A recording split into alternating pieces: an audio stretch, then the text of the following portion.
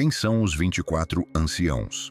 A Bíblia revela 24 anciãos entronizados no céu ao redor de Deus, usando coroas, vestes brancas e segurando taças de orações. Seriam anjos? Ou fariam parte do conselho divino de Deus?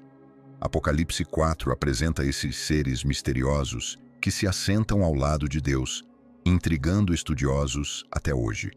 E se os anciãos forem, na verdade, humanos redimidos por Deus? As respostas estão escondidas por trás do véu, enterradas nas Escrituras. A primeira aparição dos 24 anciãos na Bíblia está registrada em Apocalipse 4:4, e poucas passagens nas Escrituras carregam tamanha densidade espiritual. João, exilado na ilha de Patmos, é levado ao céu numa visão intensa, e logo após contemplar o trono de Deus, vê algo que nenhum profeta ou apóstolo jamais havia descrito com tanta clareza: 24 tronos secundários com anciãos assentados neles, tronos celestiais, assentos de autoridade ativa no próprio céu. Todos os 24 tronos estão cobertos de branco e coroados com ouro, e o mistério se intensifica quando João menciona que todos os assentos estão ocupados. Imagine o círculo, vestes brancas reluzindo, coroas douradas refletindo os relâmpagos, cada lugar preenchido. Que seres se assentam tão perto de Deus? E o que fazem na sala do trono de Deus? A visão de João não é uma anomalia. Ela segue uma longa linha de cenas de trono, onde o céu é mostrado não como silêncio, mas como conselho. Em Daniel 7, tronos foram colocados, o ancião de dias se assentou, livros foram abertos e o julgamento começou. A linguagem é legal, deliberada, autoritativa. Um tribunal se reúne sempre que o propósito de Deus está prestes a se manifestar na história. É esse o pano de fundo que João herda. O trono de Deus é sempre um tribunal em funcionamento. Os 24 anciãos de João se assentam dentro desse padrão. Sua posição sinaliza deliberação, autoridade concedida, decisões prestes a serem executadas. Dando um passo atrás, a continuidade se aprofunda. Em 1 Reis 22, o profeta Micaías viu o Senhor sentado em seu trono com o exército do céu ao seu redor, alguns à sua direita, outros à esquerda, enquanto se deliberava sobre o destino de Israel. Em Isaías 6, o profeta viu o Senhor exaltado, o manto enchendo o templo e uma cena de altar e purificação que enviou Isaías como mensageiro. Cada vez que o trono é mostrado, ele está vivo com missão, vozes, perguntas e designações. A visão de João se intensifica. Os tronos já não são assentos vazios preparados, são ocupados, permanentes, revestidos com coroas. Apocalipse funde imagens: o tribunal de julgamento e a liturgia de adoração. Os 24 anciãos cercam o trono em conselho, mas também se prostram em adoração, lançando suas coroas diante daquele que vive para sempre. Essa união entre deliberação e adoração é nova. Os anciãos não são cenário, são atores no conselho divino. Considere a situação de João ao registrar isso. No final do primeiro século, sob o reinado de Domiciano, ele está exilado em Patmos, separado de suas igrejas. Visões apocalípticas já eram familiares ao público judeu da época. Daniel, Ezequiel, Isaías e outros escritos moldaram sua imaginação. No entanto, aqui João vê um tribunal com uma lista definida, 24 assentados em esplendor, presentes sempre que os julgamentos celestiais avançam. O detalhe é importante. Se tronos são colocados sempre que o tribunal celestial se reúne, a questão não é se esses anciãos existem, mas por que estão assentados e que identidade justifica um lugar tão próximo de Deus. Mas antes de continuarmos, comente quem você acha que são os anciãos de verdade e clique no botão de curtir. Agora, se toda a cena de trono anterior carregava peso, por que esses 24 seriam menos funcionais? Tronos são colocados quando decisões precisam ser tomadas. Assentos são preenchidos quando testemunhas e declarações são exigidas. E a visão não silencia quanto à atividade deles. Esses anciãos cantam, interpretam, se prostram, seguram taças cheias das orações dos santos. Sua própria presença desperta perguntas sem fim. É aqui que o mistério começa a se intensificar. Se os anciãos são parte essencial do tribunal, então cada detalhe, o número, as vestes, as coroas e os instrumentos tornam-se evidências. Para entender realmente quem são os 24 anciãos, cada detalhe precisa ser rastreado e comparado com o que Deus prometeu em outros lugares. Então, por que 24? A resposta começa num antigo escalonamento que o rei Davi organizou para o culto de Israel, um padrão que ainda ecoa no céu. Espere até ver como o número 24 transforma toda a visão. Agora, 24 era a linguagem de Davi para serviço ininterrupto e a linguagem de João para um conselho sacerdotal assentado. Davi um dia enfrentou uma pergunta que ecoa em Apocalipse. Como o culto poderia nunca cessar diante do Senhor? O templo precisava de ordem, não de surtos aleatórios de serviço. Então ele contou, organizou e dividiu o sacerdócio em 24 turnos. Cada grupo carregava o peso de uma linhagem familiar, cada um assumia sua vez na obra santa.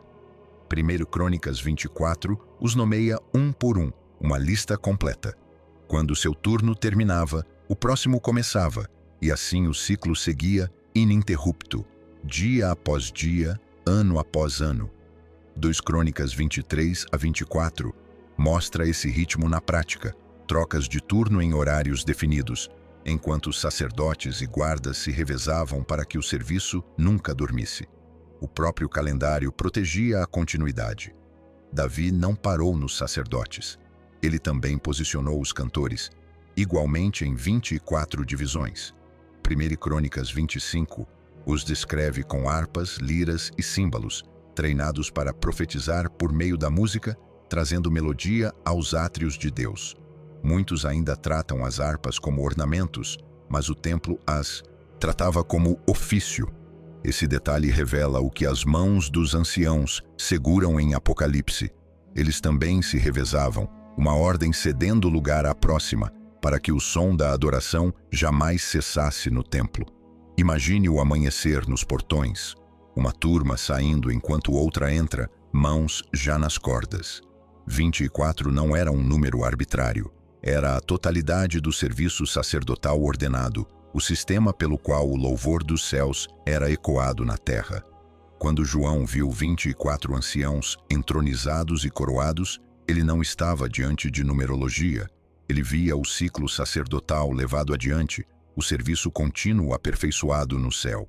24 não é detalhe, é uma lista. Apocalipse 5 deixa isso ainda mais claro. Os anciãos seguram harpas, os mesmos instrumentos confiados por Davi aos cantores do templo. No tempo de João, harpas não eram acordes de fundo para preencher o silêncio. Elas pertenciam à adoração profética, cordas tocadas em padrões que transformavam oração em proclamação. O que o templo começou em ciclos, Apocalipse mostra sem fim no conselho celestial. Os anciãos não carregam adereços, carregam a identidade de um sacerdócio eterno. Pense nisso. Por que a visão ligaria vestes brancas e coroas ao número 24, a menos que esse número já carregasse peso? Era a soma do serviço ordenado de Israel, sacerdotes e cantores juntos, suas rotações colapsadas num círculo eterno. Quando os leitores de João ouviram esse número, não pensaram em matemática, pensaram em liturgia. 24 sinaliza serviço ordenado. Seus olhos foram treinados para passar batido pela contagem, como se 24 fosse enfeite. Mas aqui, o número é uma lista, e as harpas são credenciais. Muitos ignoram essa linha. Os instrumentos dos anciãos são suas nomeações. O detalhe é forense, e a identidade é sacerdotal. Se Deus ensinou Israel a cantar e servir em turnos, o que significa o céu ser mostrado com o círculo já completo, as harpas já afinadas, as taças já em suas mãos? Você precisa olhar mais de perto para o que esses anciãos vestem e o que repousa sobre suas cabeças, porque vestes e coroas, em Apocalipse, nunca pertencem a anjos. Quando o olhar de João repousa sobre os anciãos, dois detalhes pesam mais do que os próprios tronos: as vestes brancas e as coroas de ouro. Aquilo não era figurino, era evidência forense. O Apocalipse já havia dito às igrejas quem usaria branco. Em Sardes, o Senhor prometeu que os fiéis andariam com ele vestidos de branco, pois eram dignos. A Laodiceia, ele ofereceu vestes brancas para cobrir a vergonha. Mais adiante, na grande multidão, as vestes são lavadas no sangue do Cordeiro, resplandecentes e puras. Imagine o linho, antes manchado, agora cintilando em pureza à luz do trono. Anjos em Apocalipse aparecem em glória, mas em nenhum lugar são prometidas vestes por terem vencido. Jesus disse à igreja em Esmirna: "Sê fiel até a morte, e dar-te-ei a coroa da vida." Apocalipse 2:10. Essa promessa nunca foi dita a anjos, apenas a crentes que perseveram. Vestes brancas são sempre dadas aos redimidos, aos que suportaram e foram purificados. Quando os anciãos estão sentados e vestidos de branco, eles carregam essas promessas já cumpridas. E então vêm as coroas. Apocalipse 4 diz que os anciãos usam estéfanos de ouro, a coroa da vitória. No mundo romano, o estéfanos era colocado na cabeça de um atleta que vencia os jogos ou de um soldado que triunfava em batalha. Era sinal de vitória testada, não de poder herdado. A outra palavra para coroas reais, diadema, e Apocalipse a usa com precisão. O dragão em Apocalipse 12 usa diadema, reivindicando soberania roubada. Cristo em Apocalipse 19 retorna com muitos diadema, as coroas do domínio legítimo. Os anciãos, por outro lado, usam estefanos, coroas de vitória conquistada. As Escrituras nunca mostram anjos recebendo estéfanos. Eles servem, mas não vencem pela fé. Essa recompensa pertence aos humanos que suportaram a prova. Tiago 1,12 diz: "Bem-aventurado o que suporta a provação, porque receberá a coroa da vida." Pedro fala de uma coroa de glória que não murcha. Paulo, ao fim de sua carreira, fala da coroa da justiça reservada para ele e para todos os que amam a vinda de Cristo. Cada estéfanos pertence àqueles que passaram pela luta e permaneceram firmes. Essa promessa está diante de você também, se perseverar. Essa coroa era a promessa de Jesus às igrejas, e em Apocalipse 4 ela repousa sobre as cabeças dos anciãos. Já não estamos tratando de ecos circunstanciais. As vestes e coroas são marcadores diretos. Elas coincidem exatamente com as promessas que Jesus fez ao seu povo. Provam que os anciãos não são assistentes celestiais, mas humanos redimidos, entronizados após a conquista. E ainda há mais na cena. Essas coroas não são troféus estáticos.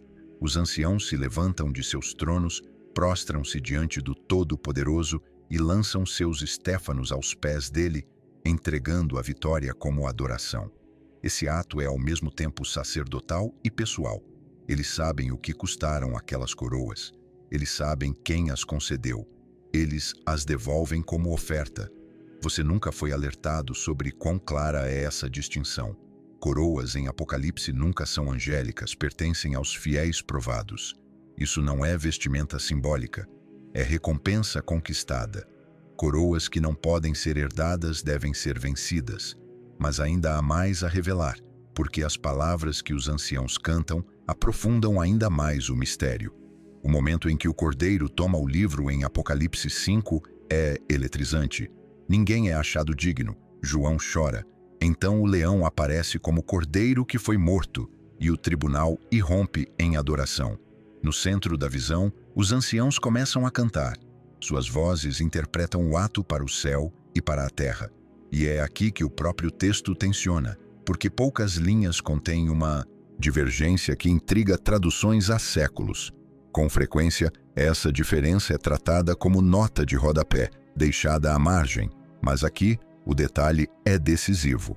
Ignorá-lo dissolve a identidade dos anciãos. Segui-lo a torna mais nítida do que nunca. Em alguns manuscritos, os anciãos cantam: "Com teu sangue nos redimiste e fizeste de nós um reino e sacerdotes." Em outros, o pronome muda para eles. "Com teu sangue os redimiste e fizeste deles um reino e sacerdotes." À primeira vista, a mudança parece determinante. Se é nós, Então os anciãos se identificam como redimidos. Se é eles, talvez sejam coros angélicos cantando em nome de outros. E é aí que a confusão geralmente se instala. O conteúdo do cântico não muda. Seja o pronome nós ou eles, o tema é a redenção humana. O Cordeiro é louvado por ter resgatado pessoas de toda tribo, língua, povo e nação, e por tê-las feito reis e sacerdotes para reinarem sobre a terra. Os anciãos seguram as taças de incenso que o próprio Apocalipse identifica como as orações dos santos. Seu cântico nomeia os humanos como redimidos, e suas mãos carregam as orações humanas. Críticos textuais explicam por que existe essa variação. Cópias antigas de Apocalipse circularam por diferentes regiões, e os escribas às vezes ajustavam pronomes para facilitar a leitura. Algumas famílias de manuscritos mantiveram nós, outras adotaram eles. Ainda assim, o tema é consistente. O cântico é sobre a salvação humana, não sobre categorias angélicas. E em qualquer dos casos, os anciãos são colocados na função de coros sacerdotais. Se o texto diz nós, eles cantam como redimidos. Se diz eles, cantam em nome dos redimidos enquanto seguram suas orações.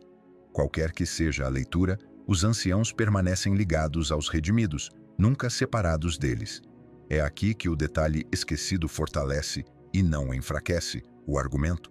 Muitos mestres apenas anotam o pronome e seguem em frente, como se isso desfizesse a identidade dos anciãos.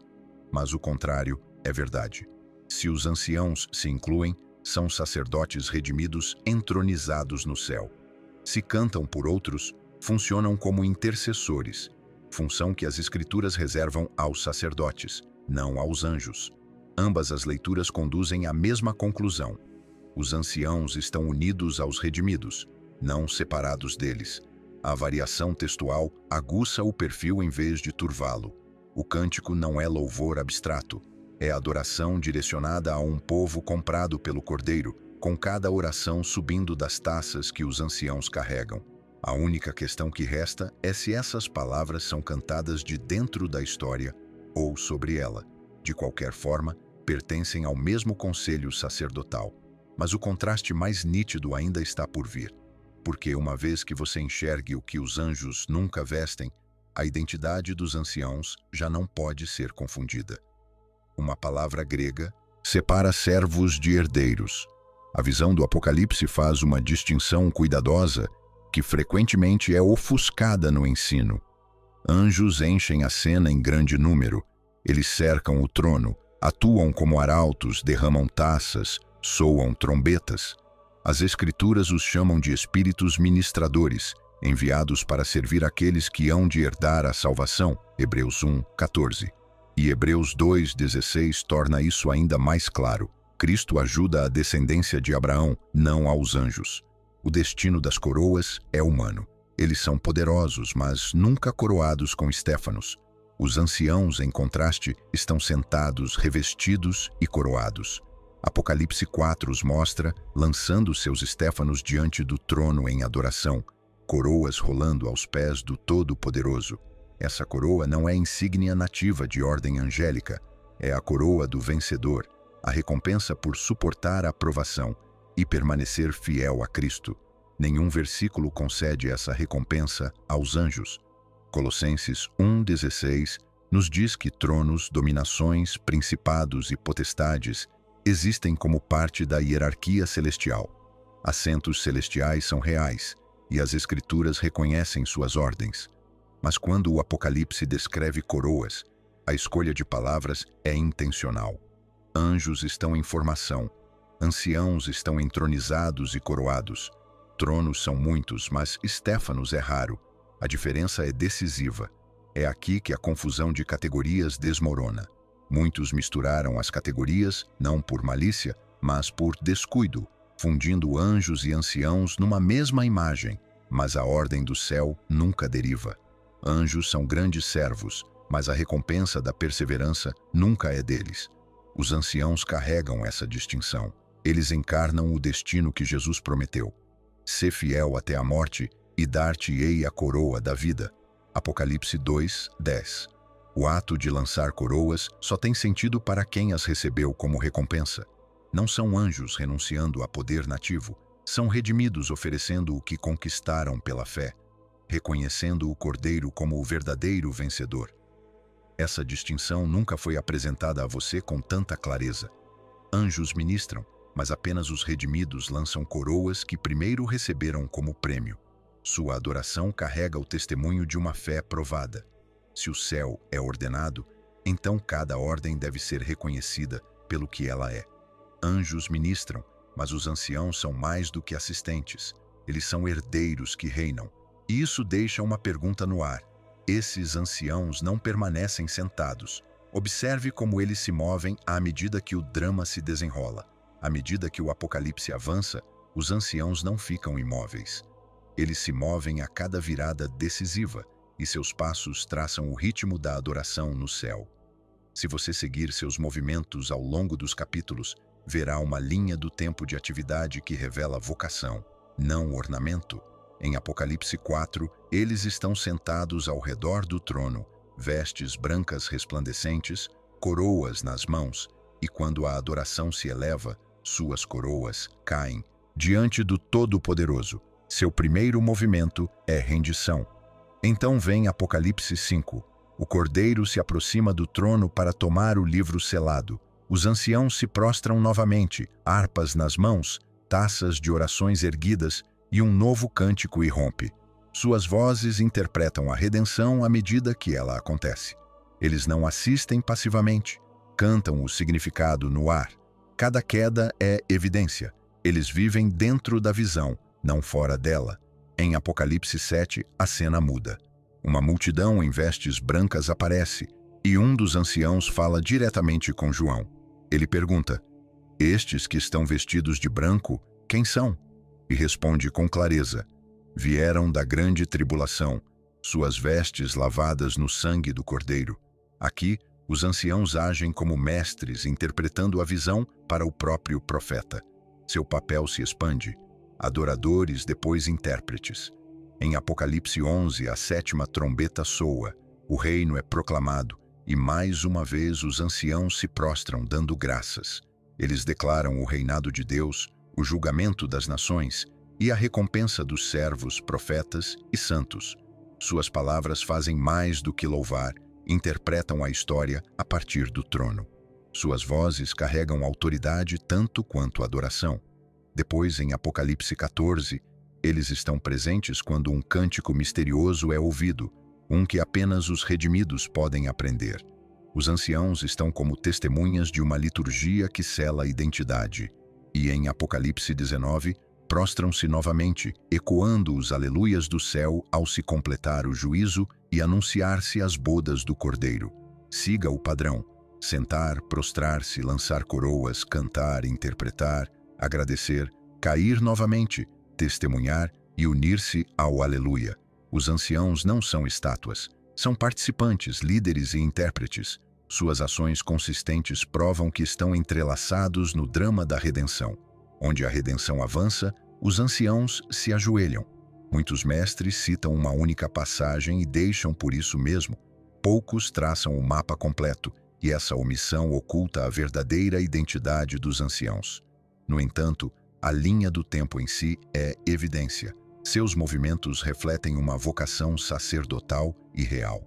Se os anciãos modelam a liderança celestial por meio da adoração, da interpretação e da gratidão, o que significa o fato de que cada ponto de virada do Apocalipse os tem no centro? Não sugeriria isso que o destino prometido aos crentes já está sendo exercido no conselho ao redor do trono? Se você quer saber quem são os anciãos, observe o que eles fazem quando o Cordeiro se move. E se cada movimento responde ao Cordeiro, então o próximo mistério se aguça. O que está em suas mãos e por que Apocalipse faz questão de mostrar harpas e taças com tanta precisão? Quando Apocalipse 5 descreve os anciãos, o detalhe é intencional. Harpas em suas mãos e taças cheias de incenso. Imagine o círculo de anciãos, cordas prontas, vasos dourados erguidos, fumaça começando a subir. Não são adereços, são realidades do templo transportadas para o tribunal celestial. Para compreender seu peso, precisamos lembrar como funcionava o culto em Israel. Davi, em 1 Crônicas 25, designou divisões de cantores, cada uma treinada com harpas, liras e símbolos para profetizar através da música. A música deles não era entretenimento, era declaração profética, um som que transmitia a palavra de Deus. Israel conhecia esse padrão. Após o Mar Vermelho, Moisés e Miriam cantaram com tamborins. Após a derrota de Sísera, Débora entoou um cântico de vitória. Instrumentos sempre surgiam quando o povo de Deus triunfava. As harpas em Apocalipse herdaram esse papel. Quando os anciãos tocam, não preenchem silêncio, anunciam revelação. A música no céu é som de profecia cumprida. Uma única imagem reúne adoração e guerra em suas cordas. As taças importam tanto quanto. Apocalipse as explica com clareza. Taças de ouro cheias de incenso, que são as orações dos santos. No céu, a oração tem peso e aroma. O Salmo 141 já havia orado. Suba à tua presença a minha oração como incenso. Em Lucas 1, Zacarias queimava incenso no templo na hora da oração, enquanto o povo orava do lado de fora. O incenso que subia era sinal visível da oração que ascendia. Agora, no tribunal celestial, os anciãos seguram essa realidade. Suas orações têm peso e aroma. Apocalipse 8 amplia a imagem. Um anjo adiciona incenso às orações de todos os santos sobre o altar de ouro diante do trono. A fumaça sobe diante de Deus, e então o fogo do altar é lançado sobre a terra. A liturgia no céu molda a história aqui embaixo, e os anciãos fazem parte dessa corrente sacerdotal, segurando taças cheias de orações. Esta é a precisão do templo levada adiante. Instrumentos para a profecia, taças para a oração. Música e incenso não são decoração em Apocalipse, são vocação. Os anciãos são líderes sacerdotais, com as mãos cheias das mesmas coisas que antes enchiam o templo de Salomão. O que os sacerdotes carregavam em sombra, eles agora carregam na luz do trono. Muitos passam por esses detalhes como se fossem enfeites na visão de João, mas Apocalipse diz exatamente o que são, e quando você enxerga, a imagem se torna nítida. Os anciãos não são ornamentos, são sacerdotes na liturgia do céu. Agora, se suas orações sobem como incenso, você percebe quão pessoal isso é? As taças em suas mãos carregam os clamores dos fiéis. O céu os considera tangíveis. Nunca lhe disseram quão material é sua oração, mas o céu as mede, armazena e derrama de novo sobre a terra. Se sua oração é incenso nas taças deles, então sua voz já faz parte da liturgia celestial. Isso não muda sua percepção sobre seu lugar na história, mas uma pergunta mais profunda ainda paira.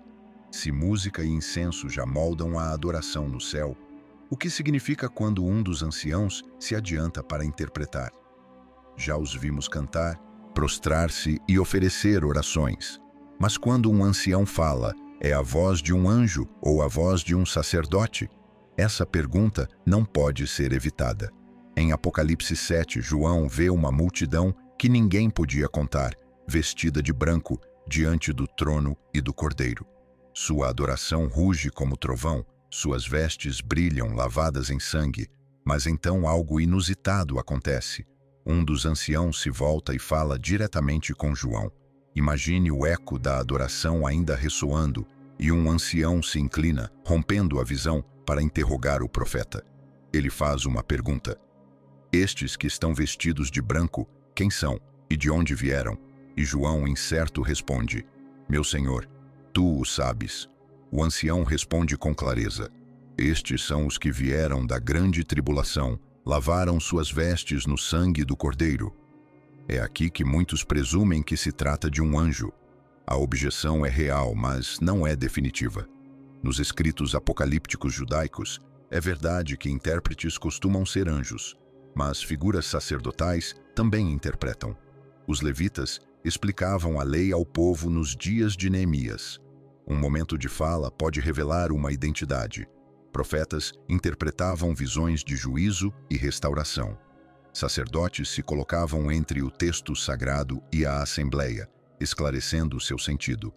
Explicar a adoração é por si só um ato sacerdotal. Observe como o ancião interpreta. Sua explicação é teológica, não técnica. Ele não revela segredos das estrelas ou mistérios do destino.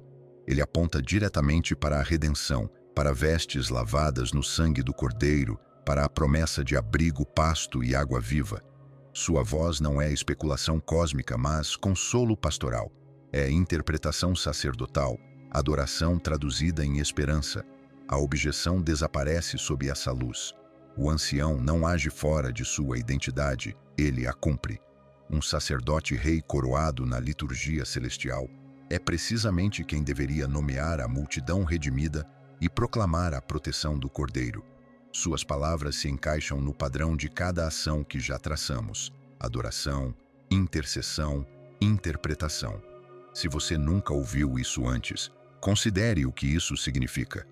Os anciãos não apenas se prostram e cantam, eles ensinam, abrem a boca no tribunal celestial para explicar o significado do que João vê. Sacerdotes não apenas cantam, eles ensinam. E se suas palavras são verdadeiras no céu, quanto peso deveriam ter para nós? A pergunta aperta: se os anciãos já declaram a multidão lavada e segura, o que isso diz sobre como devemos perseverar agora? A pergunta aperta: como podem os anciãos estar sentados, coroados no conselho celestial, se a ressurreição ainda não aconteceu? Apocalipse os mostra já entronizados e coroados, enquanto Paulo afirma que os mortos em Cristo ressuscitarão na sua vinda. Imagine, tronos já ocupados, coroas já reluzindo, enquanto a igreja na terra ainda espera. Muitos param aqui e dizem que os anciãos são anjos, mas a própria visão não permite esse atalho. 3 modelos se colocam diante de nós. O primeiro é a leitura pré-tribulacional. Nessa visão, os anciãos são a igreja arrebatada. Quando João vê o céu aberto, os fiéis já foram levados, entronizados e coroados. Esse modelo encaixa bem com a linguagem de recompensa. Coroas prometidas aos vencedores já repousam sobre cabeças. Sua fraqueza é prender a visão a um sistema de cronologia que nem todas as tradições compartilham. O segundo é o modelo representacional. Os anciãos são seres reais, mas atuam como um conselho simbólico. 12 ecoando Israel, 12 ecoando os apóstolos. Nesse sentido, representam o povo redimido de Deus através das alianças, assentados no céu como testemunho do que é certo, mesmo que ainda não consumado na terra. Esse modelo permite que os anciãos estejam entronizados antes da ressurreição, sem exigir que todos os santos já tenham sido ressuscitados. Enfatiza sua identidade como testemunhas, não como a totalidade. O terceiro é o presente apocalíptico. Visões nas Escrituras frequentemente mostram o futuro como se já estivesse acontecendo. Uma cena pode conter o amanhã em tempo presente. Hebreus 12, 22 a 24 afirma que os crentes já chegaram a Jerusalém celestial, aos anjos, à assembleia dos primogênitos arrolados nos céus. Romanos 8:30 fala dos glorificados como se já fosse fato. Nessa leitura, João recebe a visão da futura entronização dos fiéis, mostrada no presente porque visões colapsam as fronteiras do tempo. Cada um desses modelos difere na explicação do tempo, mas nenhum apaga a identidade. Em todos, os anciãos estão sentados, coroados, vestidos e cantando o cântico dos redimidos. O propósito da visão não é traçar calendários, mas revelar teologia. Mostra o que é verdade no céu, o que é promessa na terra e o que é certeza em Cristo. Se o céu mostra o sacerdócio real já entronizado, então a visão de João não confunde o tempo, ela esclarece o destino. Os anciãos são aquilo que a igreja foi prometida a se tornar, seja vislumbrado do futuro, representado por um conselho ou já entronizado em glória arrebatada. A sala do trono mostra datas em um calendário ou revela quem você foi chamado a ser em Cristo. Se a visão dobra o tempo para mostrar os redimidos do Cordeiro já coroados, talvez devamos ver menos o quando e mais o quem. O relógio da visão serve à mensagem, não o contrário. E a mensagem é clara. Os redimidos serão assentados como sacerdotes e reis, diante do trono de Deus. Muito antes de João escrever Apocalipse, textos judaicos do período do Segundo Templo já sonhavam com uma liturgia estruturada no céu. Os cânticos do sacrifício sabático, encontrados em Qumran, descrevem sacerdotes angélicos servindo em rotações semanais, uma liturgia celestial que espelha o templo terreno. Um calendário esquecido em Qumran já contava as rotações sacerdotais do céu. O Testamento de Levi retrata sacerdotes celestiais vestidos e ordenados diante do trono de Deus em hierarquias. O Apocalipse de Abraão e a Ascensão de Isaías mostram visões de tribunais celestiais, camada sobre camada de adoração, com vozes designadas e funções claramente divididas. Imagine, fileiras em branco, vozes marcadas, incenso subindo, como se o próprio céu operasse num cronograma sagrado. Esses escritos não eram escritura, mas moldaram a imaginação do mundo de João. Eles mostram que, ao descrever 24 anciãos, com harpas e taças, seus ouvintes já compreendiam que se esperava um sacerdócio celestial. Nunca lhe disseram quão preparados os leitores de João já estavam para essa visão. Eles conheciam o padrão, mas não a pessoa que estaria no centro. Apocalipse não toma emprestado essas visões, ele as coroa. O Cordeiro é a diferença. Os anciãos não são apenas sacerdotes ordenados, são redimidos, entronizados, coroados e reunidos ao redor do Cordeiro como morto. A diferença é decisiva. Onde outros escritos vislumbram coros angélicos ou fileiras simbólicas de sacerdotes, Apocalipse vincula a liturgia ao sacrifício do Cordeiro. As harpas ressoam como cântico de vitória, as taças se erguem como oração viva, e o conselho ao redor do trono não é uma ordem anônima, mas um sacerdócio feito de redimidos, cantando o valor do Cordeiro que comprou homens para Deus. O Cordeiro é o eixo que muda tudo. Em toda outra visão, a liturgia do céu é ordenada, mas incompleta. Aqui, ela é consumada. O sacerdócio real prometido na terra é revelado já entronizado no céu, revestido de vestes e coroas que não podem ser falsificadas. Isso não foi uma inovação estranha para o público de João. Foi o cumprimento daquilo que seus pais e mestres haviam antecipado, agora reorientado ao redor do Cristo crucificado e ressurreto. O céu já era imaginado como coral. Apocalipse o torna cristocêntrico. Assim, a tensão cresce. Se o céu já era esperado como estruturado, o verdadeiro mistério não é se há sacerdotes acima, mas por que essa visão ousa mostrar-lhes entronizados, coroados e cantando redenção. O mistério se aprofunda ainda mais porque a própria história tem lutado com esses anciãos em 3 direções, e a simetria dos números levará o debate ao clímax. Ao longo da história da Igreja, leitores se agruparam em 3 interpretações principais sobre os 24 anciãos. Cada vertente tem seu peso, mas apenas uma reúne todas as evidências convergentes. A primeira vê os anciãos como humanos glorificados, representantes da Igreja já entronizados no céu. Alguns escritores os descreveram como a totalidade da humanidade redimida, outros como as 12 tribos unidas aos 12 apóstolos. Essa visão perdura porque se conecta diretamente com as vestes, coroas e cânticos de redenção, descritos no próprio Apocalipse. A segunda os vê como um sacerdócio angélico, patamares superiores das hostes celestes adoradoras. Essa leitura costuma se apoiar nos escritos judaicos do Segundo Templo, onde os anjos aparecem como sacerdotes e coros celestiais. Ela explica o papel litúrgico dos anciãos, mas tem dificuldade em justificar as coroas estéfanos e as promessas feitas consistentemente aos vencedores humanos. A terceira os interpreta como figuras simbólicas, representando todo o povo de Deus, através das 2 alianças. Nesse caso, o número é a chave, 12 mais 12, Israel e os apóstolos juntos, sinalizando que os redimidos de todas as eras formam uma só comunidade. Essa abordagem destaca a numerologia, mas não explica as vestes, coroas e tronos de forma concreta. Uma escolha define se os anciãos são símbolos, anjos ou redimidos.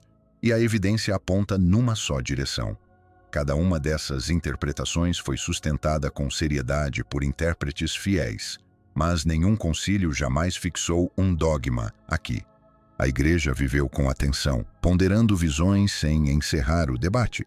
A visão simbólica honra o gosto do Apocalipse pelos números, a visão angélica reconhece o pano de fundo judaico, e a visão humana se fortalece nos detalhes de trajes e cânticos. Mas Apocalipse 21 revela uma simetria mais profunda. A Nova Jerusalém desce com 12 portas nomeadas pelas tribos de Israel e 12 fundamentos nomeados pelos apóstolos. 12 e 12 aparecem de novo unidos, mas não como abstrações, como nomes, como pessoas, como história gravada nas muralhas da cidade. Se a cidade carrega nomes, por que o conselho ao redor do trono seria menos pessoal? Os anciãos estão onde a visão exige, como um sacerdócio real já entronizado, representantes vivos dos redimidos. Símbolo e pessoa não são inimigos. O número toca a melodia de Israel e dos apóstolos juntos, mas as coroas e as vestes revelam vidas provadas, recompensadas e assentadas. Nossa posição não repousa apenas nos números. Apoia-se em vestes prometidas, coroas entregues, cânticos entoados, símbolos específicos que não podem ser apagados. Assim, o testemunho da história foi pesado e a evidência aponta consistentemente para a mesma conclusão. Os anciãos se encaixam no perfil de humanos redimidos, exaltados como sacerdotes e reis. Mas se esses anciãos já se assentam com tal autoridade, o que acontecerá quando o Cordeiro romper os selos? O drama do Apocalipse gira em torno de uma única cena. No capítulo 5, João vê um livro selado com 7 selos, repousando na mão daquele que está sentado no trono. Um anjo poderoso proclama: "Quem é digno de abrir o livro e romper seus selos?" O silêncio que se segue é insuportável. Ninguém no céu, na terra ou debaixo da terra é encontrado. João começa a chorar, a dor de um profeta, vendo a história trancada. E então é um dos anciãos que se move. Não um anjo, não um ser vivente, mas um ancião se inclina para João e diz: "Não chores. O leão da tribo de Judá, a raiz de Davi, venceu. Ele pode abrir o livro." Esta é a primeira proclamação do Evangelho dentro do Apocalipse, e vem dos lábios de um ancião. João olha e vê não um leão, mas um cordeiro como morto, vivo no centro do trono. A voz de um ancião muda tudo. O cordeiro toma o livro e o céu irrompe. Os anciãos se prostram, harpas nas mãos, taças de orações erguidas. Eles entoam um novo cântico e suas palavras são inconfundíveis. Tu és digno de tomar o livro, porque foste morto, e com teu sangue compraste para Deus pessoas de toda a tribo, língua, povo e nação. Tu os fizeste reino e sacerdotes, e eles reinarão sobre a terra. Aqui, os anciãos não são figuras de fundo. São os primeiros a interpretar a crise da história. Proclamam a dignidade do Cordeiro, fornecem a música da nova criação, levantam as petições dos santos como incenso e cantam o destino dos redimidos. O livro se move quando os sacerdotes cantam. Os leitores antigos reconheceriam esse livro. Em seu mundo, livros selados guardavam termos de herança ou escrituras de posse. Eles selavam alianças até que o herdeiro legítimo aparecesse. Quando o Cordeiro toma o livro, toma posse da própria história como sua herança. E os anciãos marcam esse momento com adoração, cântico e intercessão. Pense nisso. Quando a dignidade do Cordeiro precisava ser proclamada, a voz veio do conselho. Quando seu direito ao livro foi confirmado, o cântico deles carregou o sentido. Quando as orações precisaram subir, suas taças as continham. Os anciãos não são enfeites, são atores, testemunhas e sacerdotes no eixo da história da redenção. Esse é o momento que os define. Eles se prostram, cantam, interpretam, e seu serviço torna visível o que João sozinho não poderia suportar. Apontam para o Cordeiro quando o profeta chora. E se sua tarefa no céu é sustentar as lágrimas de João com a palavra do Evangelho, quanto mais são sinais daquilo que a Igreja na terra é chamada a ser. Mas o serviço deles não termina com o livro. Se eles cantam na redenção, espere até ouvir sua voz quando o reino for proclamado. O livro foi aberto, os selos rompidos, as trombetas soaram uma a uma. Então vem o clímax, a sétima trombeta. Vozes fortes no céu anunciam: o reino do mundo se tornou de nosso Senhor e do seu Cristo, e ele reinará pelos séculos dos séculos. Nesse exato momento, os 24 anciãos caem mais uma vez de seus tronos, levantam o rosto para o trono e rendem graças. Ouça suas palavras. Graças te damos, Senhor Deus Todo-Poderoso, que és e que eras, porque assumiste o teu grande poder e começaste a reinar. As nações se enfureceram, mas veio a tua ira, e o tempo de julgar os mortos, de recompensar os teus servos, os profetas e os santos, e os que temem o teu nome, tanto pequenos como grandes, e de destruir os que destroem a terra. Isso não é mero eco do toque da trombeta. Os anciãos interpretam seu significado. Sua gratidão é linguagem de tribunal. Este é o sacerdócio real em ação, não um título em pergaminho, mas um conselho cujas bocas traduzem a história em sentença. Profetas, santos, todos os que temem o nome de Deus, grandes e pequenos, são nomeados em sua proclamação. É teologia da aliança proclamada do Conselho Celestial. Observe o que eles não fazem. Não pedem adiamento, não tremem de incerteza. Eles se prostram e agradecem. Em suas bocas, o reino é tanto dom quanto veredito, adoração e juízo entrelaçados. Para os ouvintes de João, isso teria um peso imenso.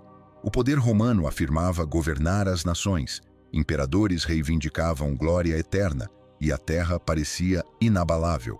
Mas aqui, na sala do Conselho Celestial, os anciãos já proclamam que o reino mudou de mãos. A fúria das nações é respondida com o reinado de Deus. Os fiéis podem ainda sofrer na terra, mas sua recompensa já está declarada acima. Consegue ver o padrão agora? Diante do livro selado, os anciãos cantaram redenção. Na sétima trombeta, proclamam reino e juízo. Sua voz não é decorativa, molda os dois maiores pontos de virada do Apocalipse. Sustentam o desespero com adoração e interpretam a vitória com gratidão.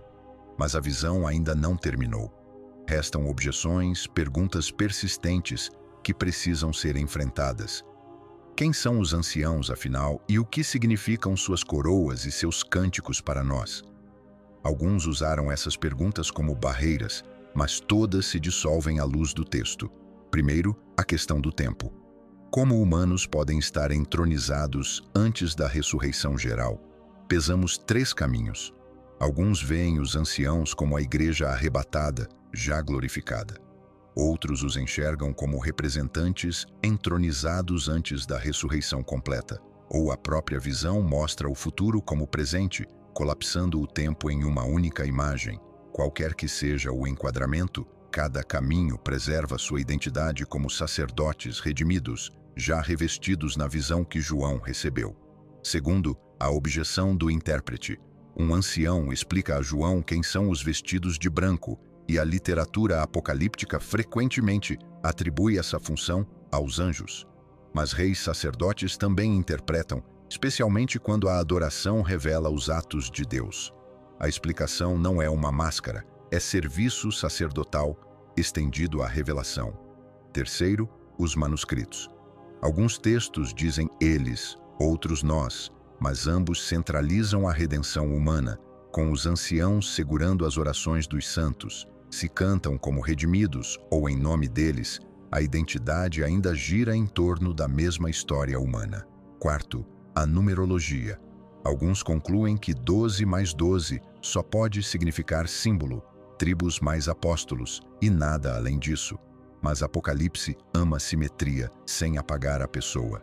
A Nova Jerusalém carrega os nomes de Israel nas portas e dos apóstolos nos fundamentos, mas continuam sendo nomes, vidas reais.